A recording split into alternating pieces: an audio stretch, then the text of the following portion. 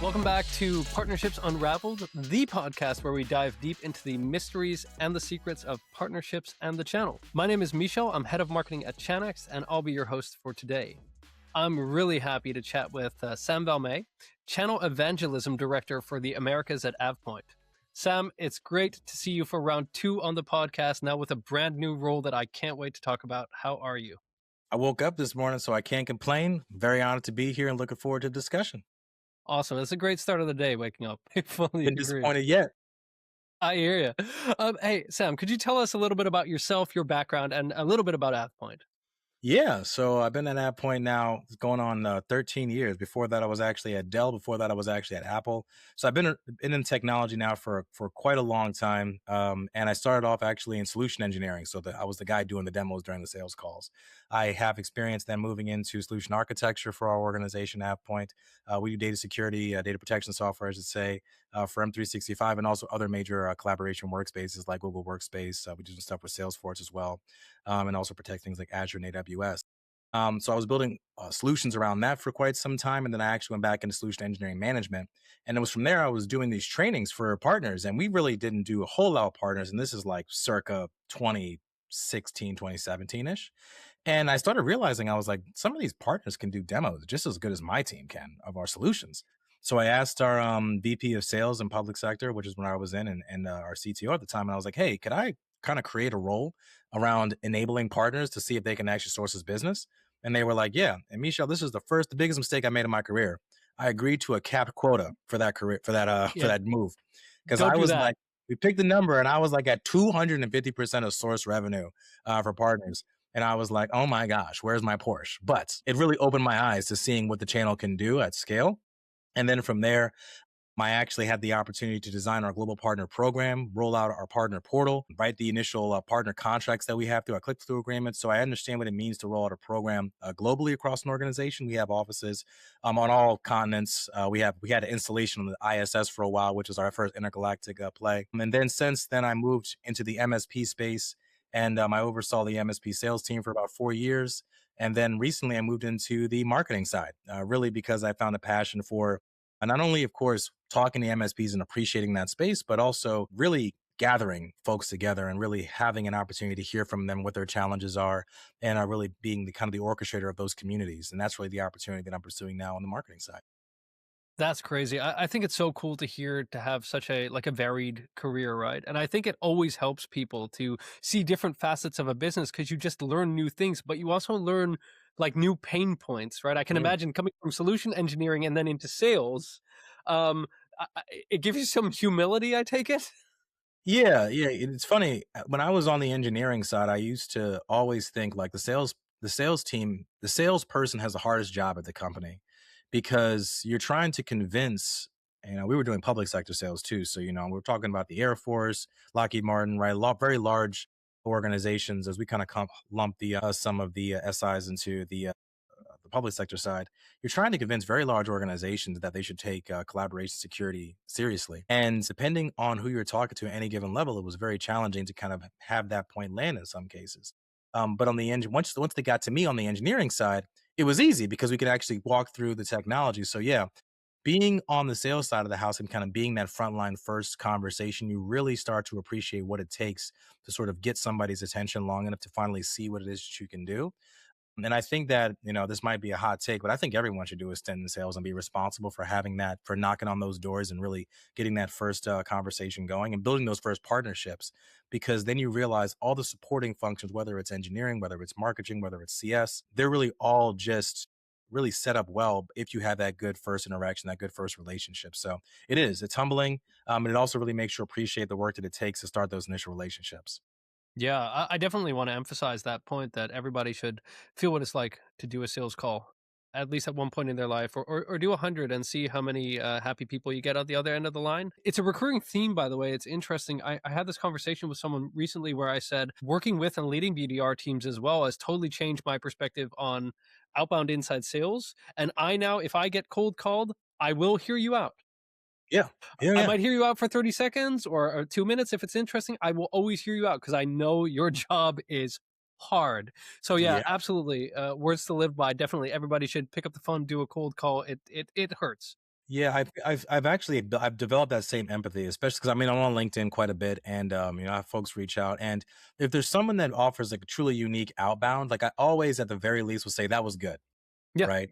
I had somebody cold call me, and she got me because she said, "Hey, I'd love to learn more about your technology services." And it was such a general question that I was like, "Oh, is this a prospect customer?" I didn't really understand. So I was like, "Oh yeah, this is what we do, yada yada." And then she essentially got into like, "Well, how would you handle X, Y, and Z in this kind of situation?" Essentially, she was kind of doing the discovery with me. Then eventually I realized I was like, oh, you're trying to find an opportunity to solve these problems, not just kind of notate them. And I stopped her and I was like, I'm not the person that actually solved it, but that was a really unique take that you took. I had somebody else recently, they actually got sent one of my colleagues 2 cents on Venmo and said, here's my 2 cents.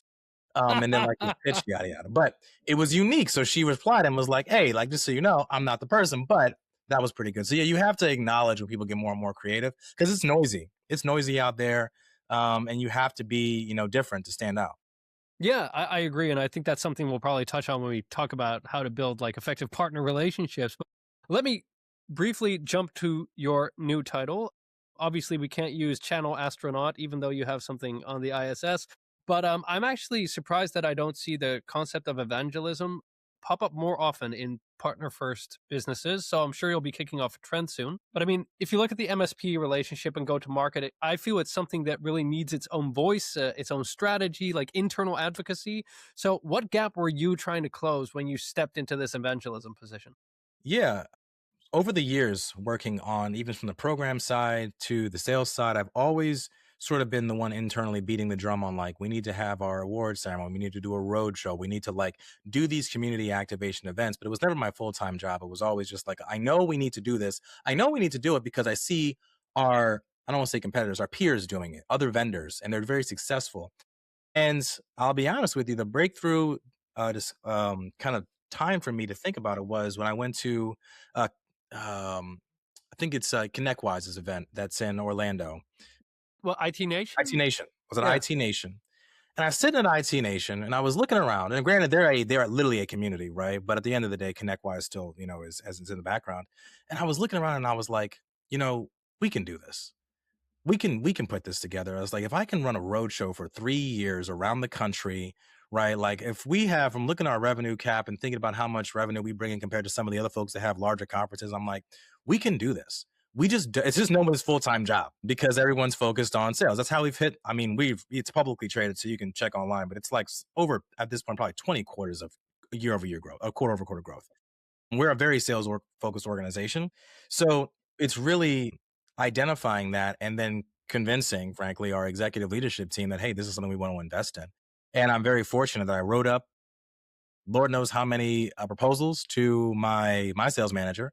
Of course, there's always a challenge of like, well, who's going to do your job, bro, if you leave? We ended up investing in another sales leader to come in. So I was like, great, this is the opportunity for us to do it. And our CMO slash chief strategy officer was like, yeah, I want to invest in it. So, phase number one is simply to kind of build the kind of the core community group and then eventually expand that out more and more. And, even planning to do larger partner focused conferences, even as early as next year, as opposed to kind of the smaller road shows. So it takes somebody being willing to raise their hand. And then it also takes, if I'm really being honest, somebody that the business trusts to give them the rope for. And when I talked to our chief strategy officer, he was like, hey, man, this is going to be like 3 to 4 years to build this up. These communities do not happen overnight. And I was like, yeah, I know. I like doing hard things. And he was like, great. Everyone that works for me does hard things.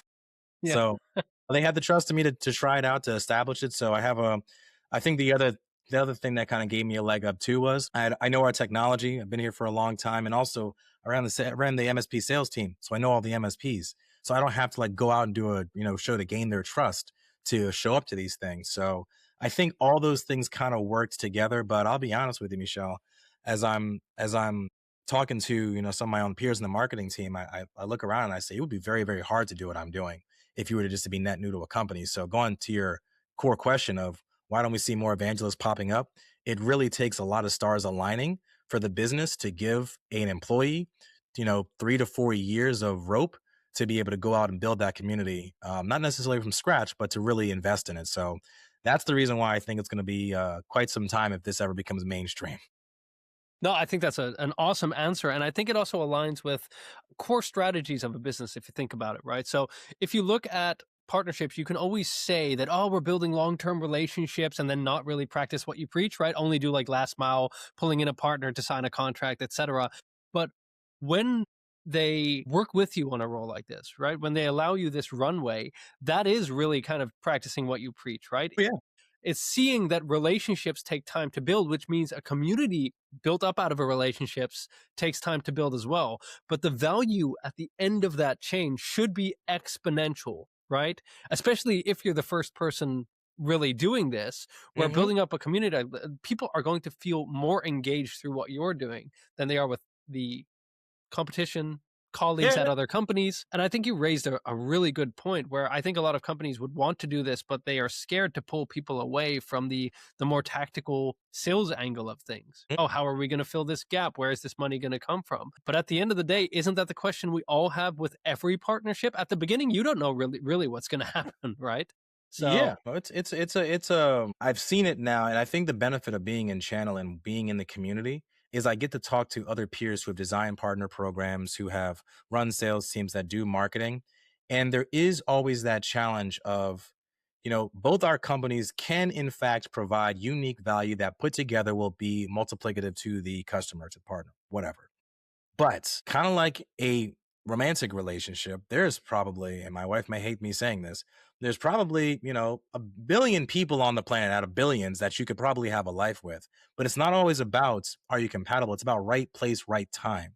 So that's the real hard part about channel and partnerships in general, especially the explosive ones, because there are thousands and thousands of MSPs that you could work with that probably need your solution. But is it the right time in their business? Is it the right person? Are they in the right mindset to really invest? And I know it because when we have to buy technology, we have to adopt new tools. I see it internally where like this tool clearly is good, but like the leadership mindset or the focus is not right there for us to really dive in and give this our full attention. So you really do have to be patient and also have the infrastructure to make it as easy as possible to adopt and to have that champion at that partner really kind of beating the drum on your behalf. So it's challenging.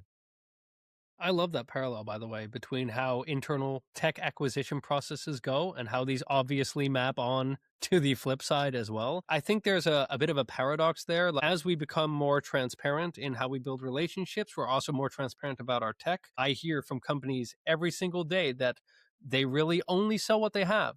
It's no longer like 10 years ago or 15 years ago where everybody did everything, right? Every Hmm. platform was true SaaS multi tenant, everything solved every problem and connected with every other system. Yeah. I don't think we do that anymore. We're much more honest about that. But I think there is still a step to be had. And I wonder if it's possible where we become truly honest about these relationships, where we can say, look, now is not the right time. This is not the moment for my budget. I've got a manager who doesn't really like your font on your website, right? To Yeah. be Yeah. really transparent about how we fill in those relationships. And I think if we do that, then we'll also become far more predictable, right? From a relationship and revenue perspective. Yep. No, yeah, absolutely. Anyway, little bit of a tangent, but what I think is interesting about your background is obviously you have so much knowledge about how to build the channel, also the sales engineering side and the sales leadership side. All of this has to have an impact on how you see partnerships. But how does your background in sales combined with sales engineering kind of shape the way you're building your partner program now? It's my initial response is it actually causes a lot of conflict because you want to create a community that can satisfy all walks, right? Because I know at the end of the day, anytime you talk to a technology focused business decisions live or die by the engineering team, right? Because at the end of the day, if they can't implement it or they don't have time for it or they don't have whatever, doesn't matter what the CEO says, chief strategist, doesn't matter really Just if won't the happen. CTO and down can't do it. So any community that you developed innately has to be has to cater to that group in some way because it has to hear their real challenges if you really want to make a motion. But that being said, you also have to cater to the folks that are responsible for the go-to-market motion because and that's not always the sales team. Often it's not the sales team that's responsible for go-to-market motion. Sometimes it's the marketing organization. Sometimes it is the executive leadership team. Sometimes it's the PMO. Yeah. They're the ones that because they have to execute all this stuff, so they actually decide what we can and can't take on. So you have to build a community that is specific to, hey, we hear you on what the technology needs to does, but simultaneously also when it comes to actually choosing what you execute on next, which what service you actually expand on next, you have to make sure that you're also serving that group. So my background offers an appreciation for making sure that you don't silence one of those two voices. So for our community, as an example, we made the decision that it's going to be go to market focused, right? So we're really focusing on that go to market side of the house. However, we also have a number of different systems like MBS surveys that we send out. We have what's called Channel Innovates that's technology focused. We're kind of dabbling with the idea of doing a tech focused boot camp for one of our appreciation events. While our community's core might be for those that are really responsible for identifying the go to market motions and making sure we're overcoming those challenges, we create a lot of opportunities for us to still get that tech feedback because you want, for lack of a better word, your stands in the building that really love what it is that you're doing and it can overcome some of those challenges. They might be talking about the font on this page. They might be talking about the character, the fact it needs to be, 16, a long character versus short character field box. But they're also the ones that when it comes to QAing or doing a phase one beta of a new solution, they're going to give you pages and pages of feedback, not only on what your technology can do, but also compared to what they've seen your competitors doing probably too. So as long as you are creating a opportunity for both of those sides to be heard, I think that you're going to be see some level of success. And then also, we recently talked about even the format of communication when it comes to building a community. There is kind of this idea that like, oh, well, we have to figure out what's the platform going to be. Just as an extreme example, is it going to be a Facebook group? Is it going to be a WhatsApp chat? Is it going to be a LinkedIn community? Well, what we found is after doing some research and talking to some consultants, is it's less about the actual community that you think is easiest for you to maintain internally. And it's more about where your partners today. And it's also an appreciation for it doesn't matter what you choose because there's only going to be a subset of community that listens that way. So if you choose LinkedIn groups as an example, great. You might, out of your 100% of the pie, get 30% of the folks that are in your community on a LinkedIn group actively engaging, right? The other 20% might actually only really watch videos because they're the YouTube generation. So they need to have any updates sent via video. Some folks are the voice chat people that just want to hear like sound bites, right? Almost like podcasts that are being done, right? And the other folks are written. They just want to see things kind of written out in newsletters. So the answer with, all that is you have to do all of it. You really got to be available to everything. So I think that going back to the core of the question, my background really helps me appreciate that you got to cater to the sales and the go to market side, but you also have to come to where people are and make sure that your communication is how they like to receive it. And that's how you really make sure your community isn't just speaking to one audience in one way, but it's accessible, 360. I have to be honest. My bias led Hmm. me to assume a very different answer than you were going to give, which I Okay. think is fascinating because I thought you were going to say, okay, we focus on this, and that's why we put our resources in that. And the people in the other groups, the people that want the voice messages, you know, we can't focus on that. But I love hearing this because what you're basically saying is our priority is everyone. And I think that's essential when you're talking about building a community. Even though it's a specific community, you still need to indeed cater to the needs of the individuals within that community. And what I also loved about what you just said is that basically technology is where trust starts Hmm.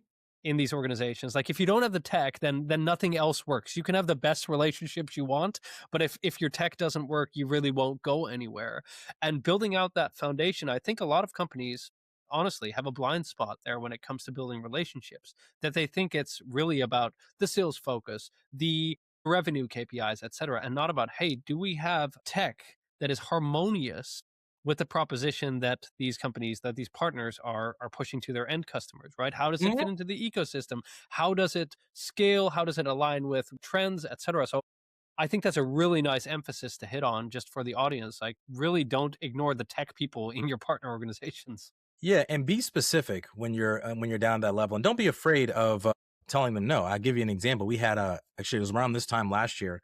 One of our largest partners came to us, and we actually had an opportunity to sit down one on one with their team and say, "Hey, why aren't you adopting this new solution that we rolled out? We rolled it out like the week before. We're like, hey, why wouldn't you use this? Or no, we just launched it." Chop, And they chop. were like, "Well, yeah, exactly right." They were like, "Well, the answer is because it needs to integrate with ServiceNow." And so that's a dangerous answer because if we just took that ServiceNow has an app catalog. We just need to build a ServiceNow catalog, right? Application hook in, and then they'll use it. Great.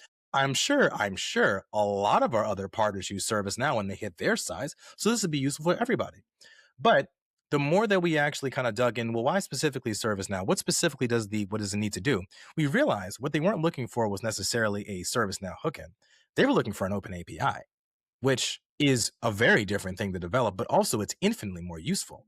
So we were like, oh, well, that's actually a good idea. So not only did we build the open API for that one particular partner, but then we were able to kind of backlog it into our entire platform. So now you can go to the site and actually have a lot of different API sets, and now it's part of our development cycle. So instead of us having to maintain this ServiceNow hook-in, we can just keep our open API up to date with the features of our technology, and then their team can then go ahead and take those APIs and build their own little application custom to them, because that's always going to be changing too. So it's just really important to be able to have those sit downs. But then also, if I'm really being honest too, you have to have a team that's willing to say, you know what, we're going to go ahead and take that project on because we see the revenue on the other side. And we ended up closing the deal. But it really is a lot of confidence that the product team needs to have with that. Well, at the time I was on the sales team, but needs to have with that group, getting the feedback to really and make those investments.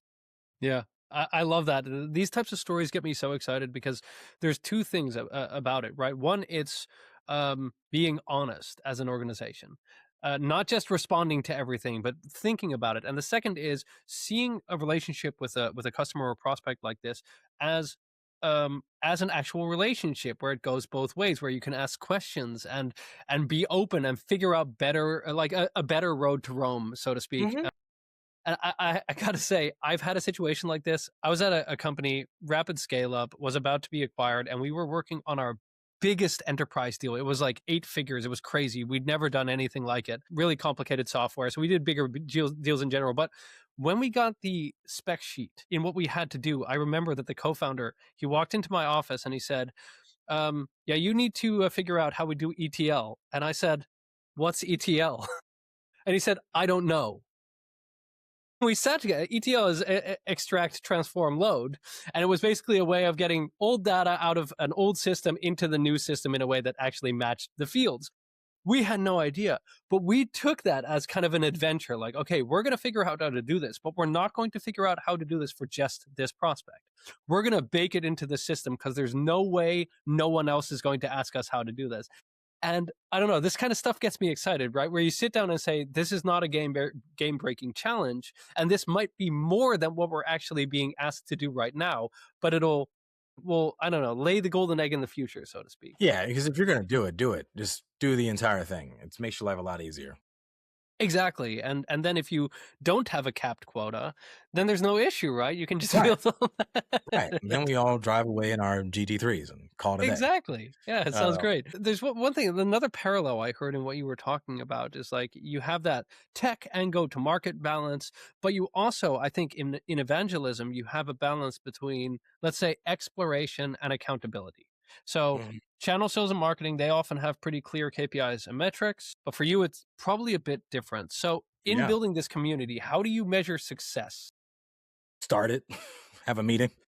I'm not even kidding. Like it's this is the benefit. This is my secret, my career secret. If anybody wants the secret to be successful, when you create your own job, anything you do was probably better than what came before it. If you do anything, right? Because it didn't exist.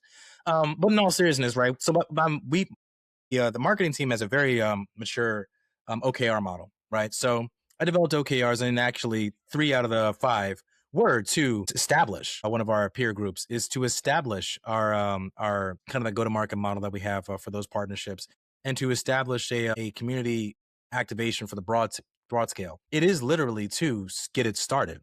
And then because we don't have a way of measuring engagement at all, you then have to run it probably for another 6 months. So I wouldn't imagine, I'm not really going to get any hard numbers as far as like, hey, hit this target, probably until the beginning of next year. However, we also wouldn't have had at that point one executive peer group, one a community champions group for all intents and purposes. I don't want to spoil it too much. And then another method to kind of talk to the long tail of our partners as well. We wouldn't have had that had I not started. The other 2 components that are my OKRs are actually supporting all the campaigns that we develop that are channel focused. So doing promotion, physically attending, hosting, that sort of thing.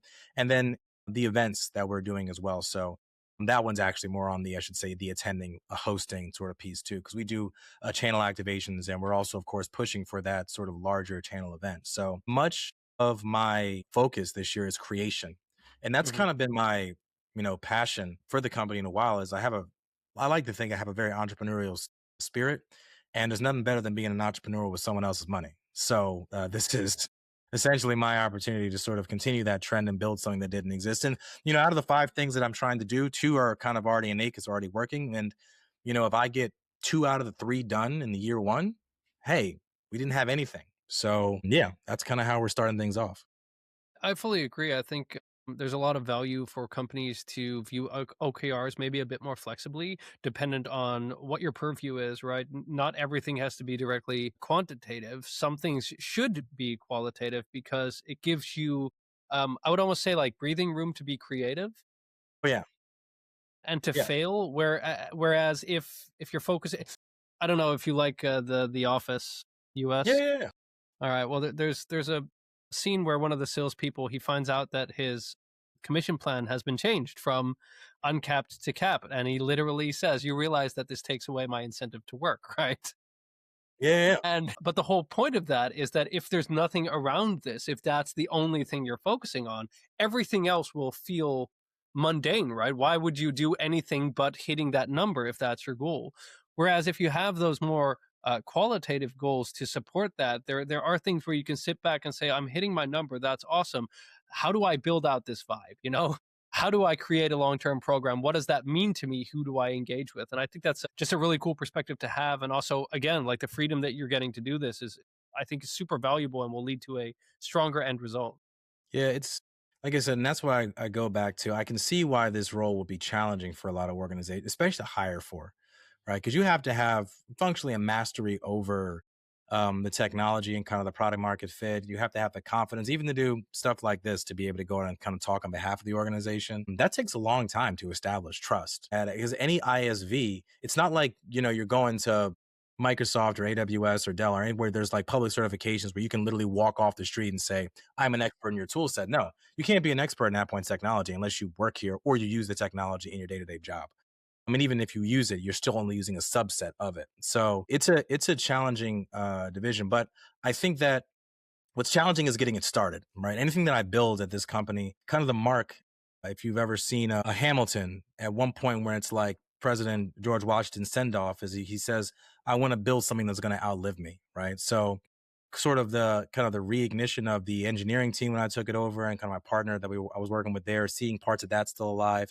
Obviously, the partner program and the portal itself, seeing that still living, and even this. I'm probably not going to do this at this company forever, but my hope is that I build a community foundation and structure that maybe even after I step away for 2 or 3 years, I can look at it, squint a little bit, and say, I see part of what I was able to set up there still there. So that's really what I'm looking to build is something that is it has enough rigor to subsist without me. And I'm always cognizant of not falling into the trap of me, Sam, being the community and me being the Yeah. face of me, like needing to exist for it to continue to move. And I've seen a lot of, communities like that, be it in sales or just in general, that once that sort of face leaves, it's like, well, I was only really here for him. I wasn't actually here for something else. So you got to make sure you're constantly building something that people are coming to, that it's not just you to come hang out and have a good time. Yeah, I think that also requires quite a bit of humility in that sense, right? That you don't keep your best ideas close to the chest, but that you basically share that love, and I think that's the legacy you create, right? In a program like this, the program should be working. It shouldn't be just you that's working. Yeah, yeah, yeah. Yeah, I mean, I think that, I'll even take this podcast as an example, right? You all spun it up now and it's kind of changed hands, but it was, frankly, I'll use myself as an example, so well done before that I had a lot of confidence. And I was like, even if it's completely different face, I know I trust that system and that brand, that it's going to continue to be a high quality, which clearly, not to pat you on the back too preemptively, but I think it's going pretty well. So yeah, Thank like you. I agree. yeah, once you have that trust, it doesn't matter who's the face of it. You can change the face, change everything. And you see people out there. Like, not sure if folks like follow Dave Ramsey, right? He made a decision to kind of have his voice not be the only one now, and kind of having different faces on there too, to kind of carry that once he chooses to step away. So I think a lot of folks that are in these kind of more public roles or community driven roles really want to make sure that it's not just them that has it on their shoulders. So you have to invest in building that out. Yeah, and even with that, it's still cool to be that guy that kicked this off, right? That kicked this trend off. So, and we'll remember. We'll remember. Yeah, you know, So, speaking of the future, by the way, I just want to have one more question for you. How do you see channel evangelism evolving over the next few years? I think that you are. I well, I shouldn't say you are. I should say, but here's what I hope to see. I hope to see organizations that call themselves channel first realize that if they want to be active in these communities, it is somebody's job to be in the community, right? It's not, you don't build consistency working with these communities by just sending one person to this event here, one person that event there. There needs to be that investment, that consistent sort of how we show up, what it is that we're saying, right? We need to make sure that we're investing in partner appreciation. We need to invest in thank you to our partners, right? I think that when more organizations see the value in showing up consistently and saying thank you consistently, you'll realize that they'll realize that we need to invest in evangelism because really what you're investing is a what is it called, cliche, but Yeah. you're investing in like friendship. Like you need to realize that like investing in kind, friendly people is important, and they are often the first people that make a first impression in your organization. You know, you really want, I strictly believe that people really want to work with people that they like.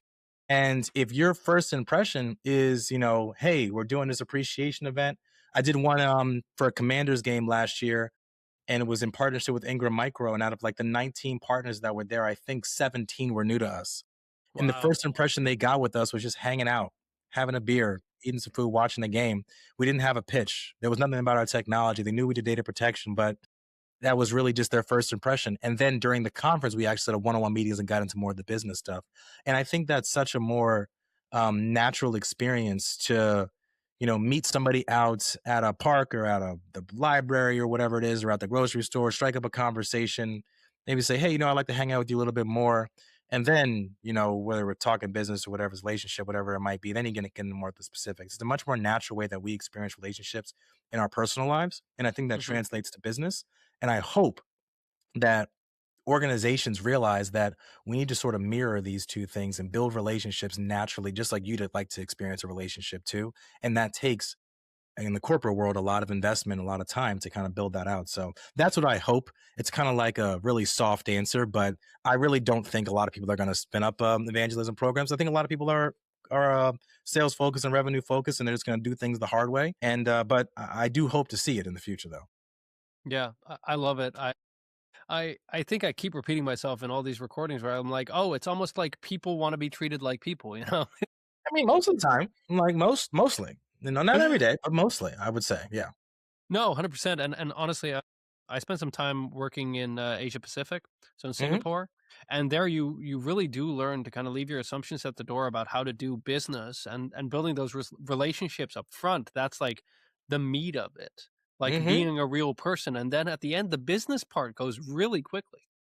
Yeah, I think it's an American. I do think it's an American thing to a point, because you'll see it in even in our pop culture, where there are scenes where it's like somebody comes to like do a deal, and like there's somebody not the American that's like, "Hey, sit down, have a drink. How your kids doing? Are you married?" Like, having, and the American's like frustrated, like, "When are we going to talk about the deal?" And the guy's like, "Oh, you unsophisticated swine." Like it's one of those things where it's like, you know, we always want to just kind of move on to the next meeting. We only have 30 minutes. We got to get to the business quickly. But you realize that transactional approach doesn't sustain. God, Lord knows how many books there are been written about it. But I think that that pressure comes from, we have to grow quarter over quarter. We have to hit our forecast. We don't have time to be nice in some cases. And that's why I think you have to separate. They have to be a separate motion. You have to have sales be sales. You have to have the, frankly, even marketing that supports sales be its own thing. And then you have to have this thing on the side that is just this constant ever flowing, like we're just trying to keep the vibes, right? We don't have a number. We're trying to keep the opportunities to have them more relaxed, environment to really build those relationships. And then you better damn sure you make sure you have good attribution so that they can say that that event influenced that revenue or influenced that pipeline later on. That way you can justify it to your CFO to get renewed on your in your new role. Yeah, exactly. It can't all just be hugs and Can't all be kumbayas, right? no. Influence. Let's cut the bull.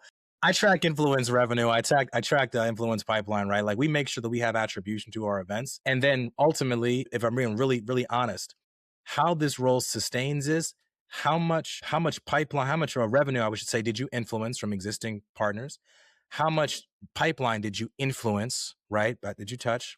And then from the campaigns that are being run, the activities, right? These events where we're meeting, those 17 net new partners, how many can we source pack and say they did zero with us, they did something with us, so we can say we activated that a partner too, we helped source a partner too, because influence pipeline, influence revenue, and sourced partnerships are really those three things that you can actually track with good attribution. And that way, when they're looking at your salary on a line item, there's some number to go back to and be like, they did touch all that stuff even in the first year. We'll let it ride for now, right? Until eventually those communities become so developed that it's overwhelming that you're like, we can't get rid of this. Look how much look how much they're influencing, right? So you have to always be cognizant of those numbers too. Yeah, and I think it's inherent. Like, it's easy for organizations to say, you can't directly measure the causal link between X and Y, right? So it Mhm. must not matter. But on the other hand, private clubs do exist. Yeah, yeah, yeah. And private clubs are where you do the actual deals, where you lay connections. And what are we going to do? We're going to measure that now. So I think, yeah, being a bit softer around this, but understanding the value of building sustainable kind of, how would you almost say this, like macro relationships almost? Yeah, yeah. I think it's a super smart approach. And again, like, it's a force multiplier between sales and partnerships, and then having this on the side pushing everything up. I think it's a brilliant approach. Yeah, it's thanks. I like to think so. So hope we can do this again in a year after I finish my first year of OKRs. I will just see you crying or smiling. We'll see what Exactly, yeah. happens. And I'd be like, hey, I made myself a new job. Last one didn't work out. Yeah. So we'll see. I'm confident No, though. I I love it. I'm it'll be good. I'm super confident because I think these types of approaches really can move the needle in a serious way. So I appreciate you sharing this. Speaking of sharing, we always ask our guests to nominate the next guest on this podcast. So tell me, who should I share the love with next? Yeah, I think that if your podcast is obviously open to all and channel and partnerships, and I think that an individual that I've seen not only helped educate me on a very specific industry trend that we have here. It's mostly in the U.S. called CMMC. Mm, Was a guy by the name of Scott Edwards, and he's the CEO of Summit Seven. He has a great podcast studio set up. But also, when it comes to partnerships, he says something that he actually learned that he's kind of repeated even to me. He said, he had a business mentor early in his career say, if you can't be number one and number two in a vertical, get out of that vertical and find somewhere you can be number one or number two. And he's really built that out for himself. And a lot of that has to do with being very focused on the partners that he works with, but also being very focused on where his business does as well and saying no to things that fall outside of that. So I think that he's somebody you should definitely have on for a chat. And yeah, I think it'd be a good discussion. I love that. I think I fully agree. You can't be everything to everyone, so you really got to know where your market is, words to live by. Hey, Sam, this has been incredible. To wrap this up, do you have any final insights, tips, or tricks you'd like to share with me or the audience? I have to say, if somebody says to you, hey, what do you want to do next? Never shrug your shoulders and say, I'll just do whatever the business needs, because you're putting your fate in somebody else's hands. And more often than not, what I've found is that what they choose for you is actually not what you want to do. So whenever you're asked that question, or if you're not asked that question, you should constantly be thinking about it. How can you make a big impact on an organization or a change? And don't wait until your back's in the corner and kind of wave your hand and say, no, but I can do it. Be proactive. And I made a post a couple months ago at this point about this role, and I went back on my LinkedIn, and I forget the exact numbers, but like I've had like 8 roles titles at AvePoint, and I think that 6 didn't exist before I raised my hand and said, hey, I think we can do this, right? Or it was a new team or something like that too. So always be thinking about what you can do next, and don't wait until your back's against the wall. Constantly be championing that internally and be your biggest advocate for what you want to do next. Always be a channel astronaut. Always be a channel astronaut. Get yourself onto the ISS or maybe the new moon base, man. It's crazy. I was watching Man for All Mankind, and I told my wife, I was like, they're actually out here doing it. Exactly. We're getting there. Reality is stranger than fiction. Hey, Yeah, I yeah. love it. Sam, this has been amazing. Thanks so much for sharing your thoughts and taking the time to speak with me. And for you, dear listeners, thanks for tuning in, and see you in the next episode. Thanks, Sam. Thank you.